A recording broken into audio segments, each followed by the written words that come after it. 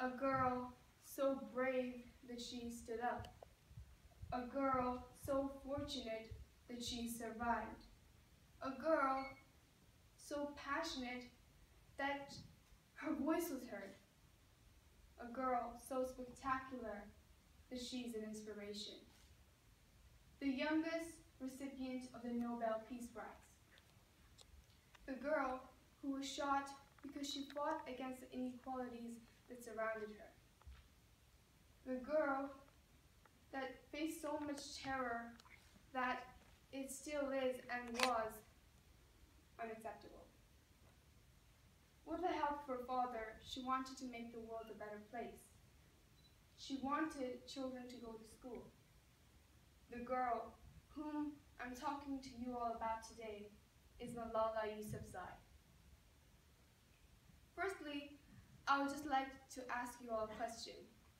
Just keep it in your mind.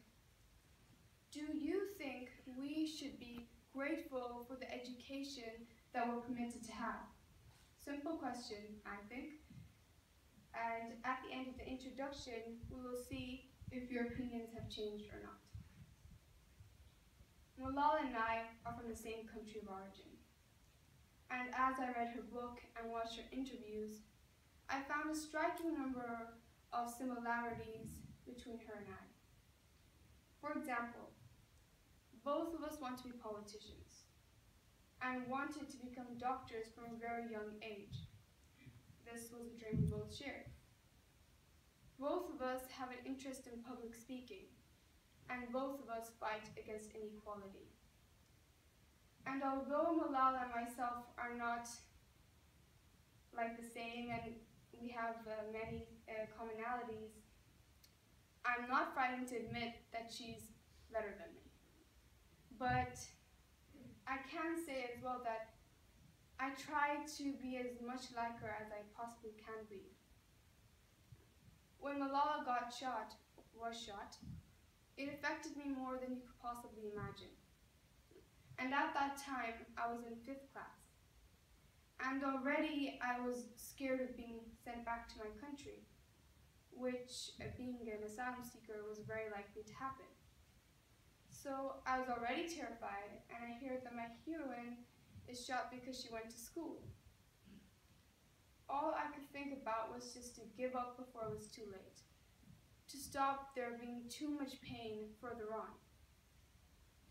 I stuck with my incorrect way of thinking for a while until I finally realized that if you're not willing to learn, no one can help you.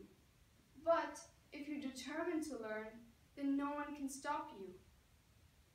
It was then that I truly realized the truth behind the proverb, a child without an education is like a bird without wings. It was then that I found out that education is the key to freedom, that it opens the best paths with the best opportunities, that it's the shield of the negativities of life, that education is the key to freedom. It was then that I told myself, Minahil, don't think of education as a weakness, for the truth is, it's a strength. Think about it, ladies and gentlemen, boys and girls.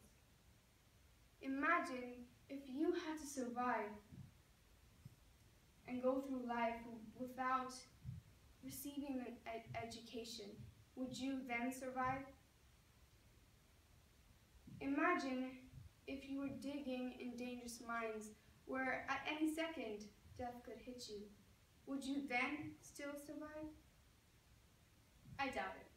I doubt it very much. We are very lucky to have the opportunity to go to school.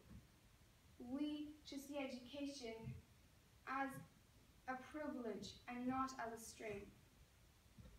Use education as an opportunity to correct the people that are wrong and to encourage the people that are right.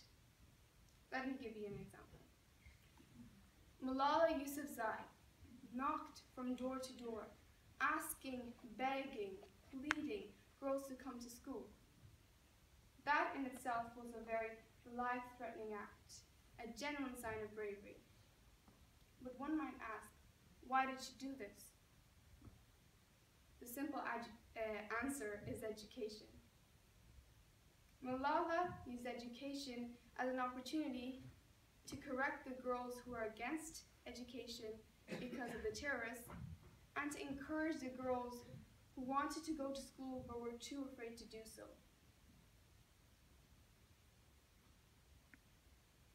She knew that education helps light the world. A rule that everyone should follow is to never stop learning, because life, it never stops teaching. Even when you help someone, or when you see something happening, when you observe something happening, you are learning. All these problems that people may have can be solved by both learning and acting. This is why the global goals were created. These are 17 goals aimed to eradicate poverty and to end injustice and inequality. Unfortunately, not everyone knows about these goals. So UNICEF are setting up youth groups all over the country to allow us, to help us to unite and fight as one. I will now stop talking and allow you all to enjoy the documentary we have been so eager to see. But I would request you all to think about something as you watch it. Does the point of a pencil actually hit harder than a bullet? Thank you.